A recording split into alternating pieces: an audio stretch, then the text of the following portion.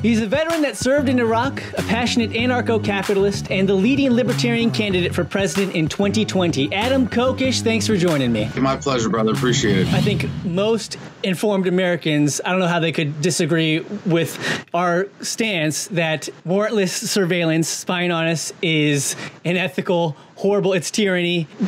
But this is not just limited, this kind of behavior is not just limited to governments, it's done by corporations too. Like in Standing Rock, these fossil fuel companies were hiring private security firms to spy on the Native Americans and activists. And so I'm going to ask you to explain your anarcho-libertarianism, anarcho-capitalism.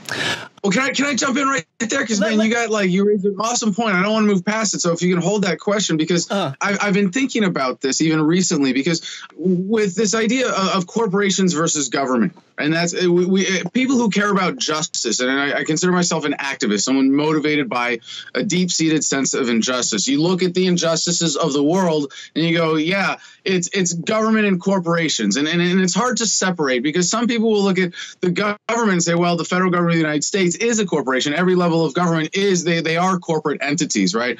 And I think it's a little erroneous to conflate the two, because the evils of government are on a whole other scale than the evils of corporations. You can say that the evils of corporations manifest across, greater economic impact or whatever. You can look at it through different lenses, and I can respect that.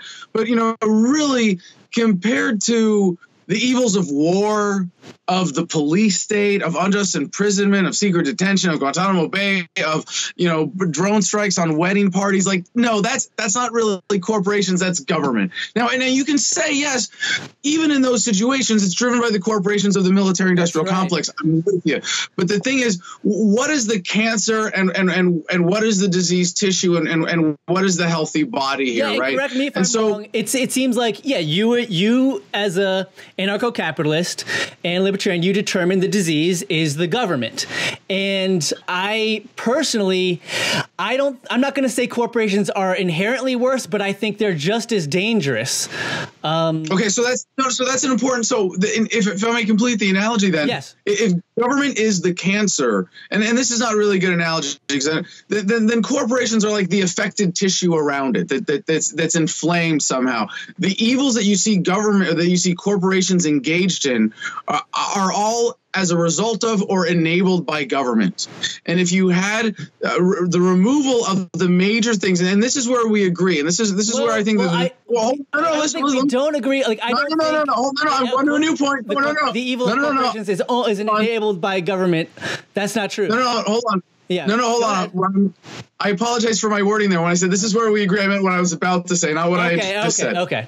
So that where we would agree is that current government regulations of corporatism create oligopolies that make it impossible for there to be competition, that create the concentration of power, that even if you believe companies will be abusive somehow, and it's true, I do believe that if you got rid of government entirely and you had a perfect free market, there would still be abusive behavior by corporations, but on a much, much more limited scale. And the things that we can do to limit that through localization is where we agree, is that we get rid of the centralized power of the United States federal government that creates the policies, the tax structure, the corporate loopholes, the protection from accountability from corporations that is going to be much better when you have government at least serving people at the community level, starting with the states, getting even more local than that, so that you actually take back power in your community. And at that level, you get to determine what corporate behavior is. When corporate behavior is determined and influenced by this great centralized power in Washington, you have people who are obviously detached from the rest of the country determining policy for everybody and the inevitable corruption that results from that.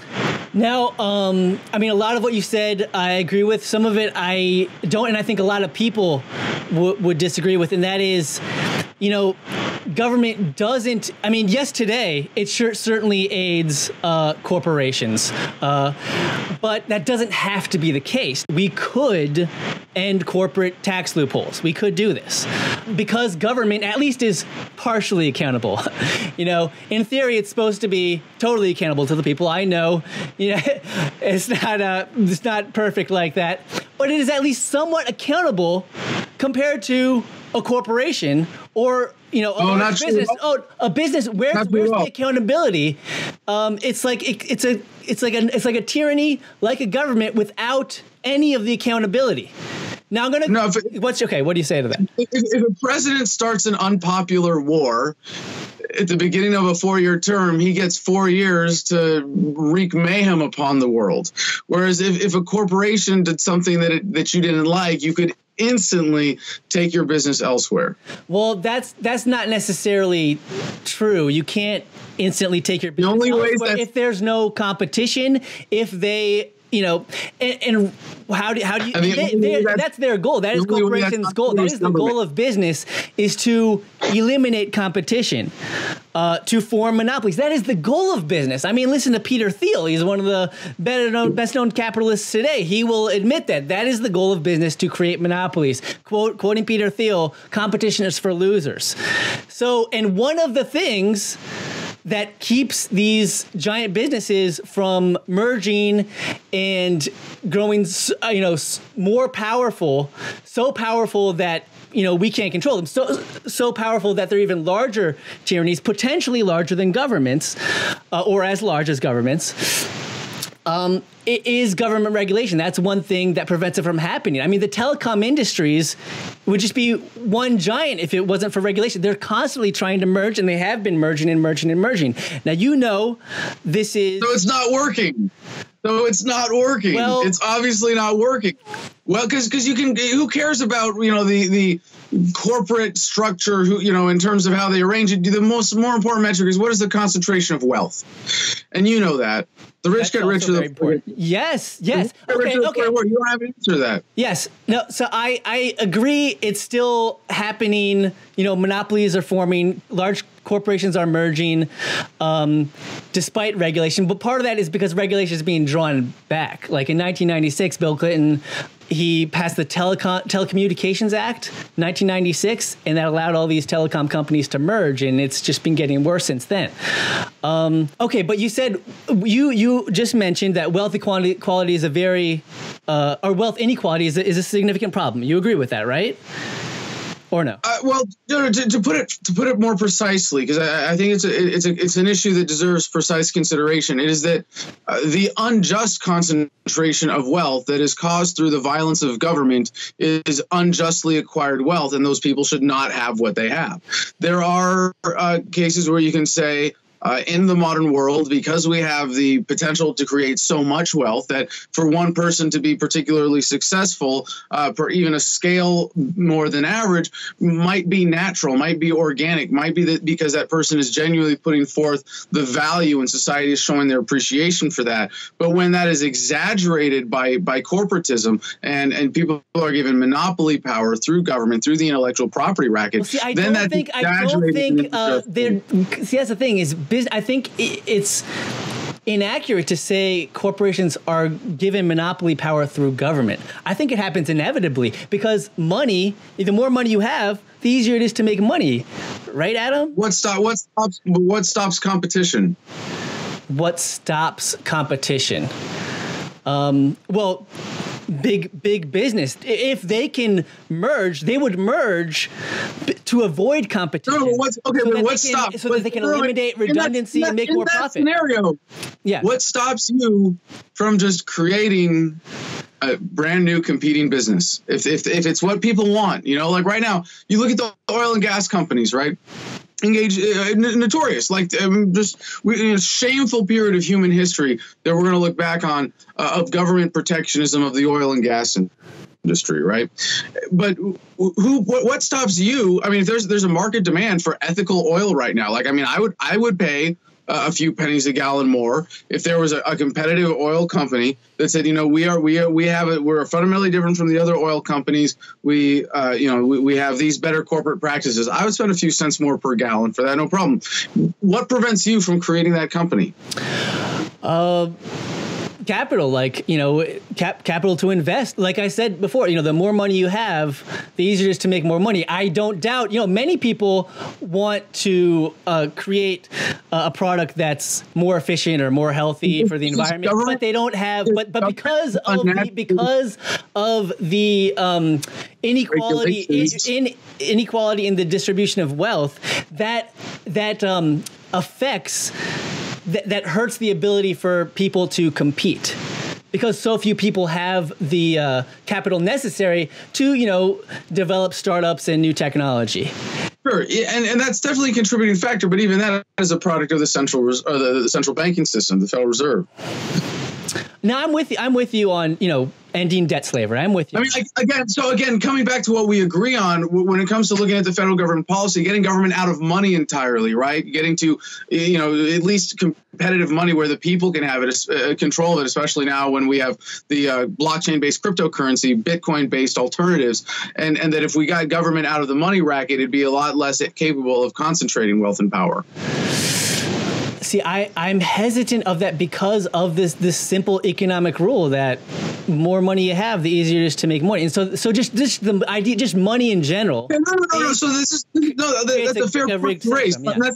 That's a fair objection. And this is another thing I've really been thinking about in making a bridge to someone of your perspective here, and that even looking at this as an anarcho-capitalist. Mm-hmm. You know, I look at I don't have a problem with people getting rich. I want people to be able to succeed. I don't want them to succeed on a huge scale that they don't deserve because government favors certain people. So I can look at the wealth inequality in the world today and say, that's not how it should be. That is unjust.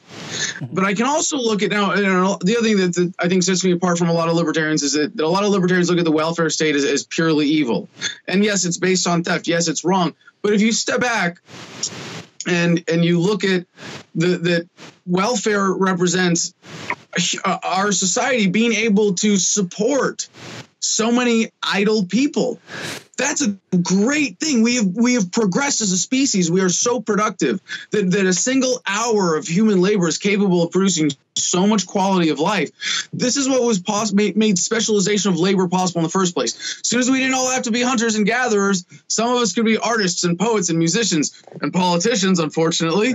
But that freed up that labor to be able to innovate, to be able to create new things. And we're on the verge of this point where the idea of a universal basic income through government is going to be silly and obsolete because we've got artificial intelligence, we've got 3D printing, we've got unlimited bandwidth and everything that the data can provide. We've got decentralized money. You know, so we are going to be so productive, so wealthy. I mean, just the thing about borders. If you got rid of government as borders as effectively limiting freedom of labor, if people were able to seek jobs across borders without government interference, human productivity globally would double. That means either everybody has to work half as much or quality of life goes up twice as much for everybody. How does that work? How does that work? I don't understand how allowing for open borders doubles productivity. I don't understand. Well, because if you have someone on one side of a government border who wants a job with someone on the other side of the government border, and they're the best person for the job, but as a result of this border being here, the person here isn't able to hire someone, then his business suffers. Or if he has to hire someone less optimal, then that business suffers. So this is, of course, that's the one person, one business example. But on a global scale, the impact of government restrictions to freedom of movement means that our productivity is cut in half. Please hit the like button, leave a comment. Thanks for watching. Matt Orfalea, I guess that's how you pronounce it. YouTuber Matt Orfalea. The YouTuber named Matt Orfalea. Wow, somebody knows me. Absolutely, baby. We watch your videos. We make them go viral. Is education a crime? People were enjoying it. All right, let's walk out here.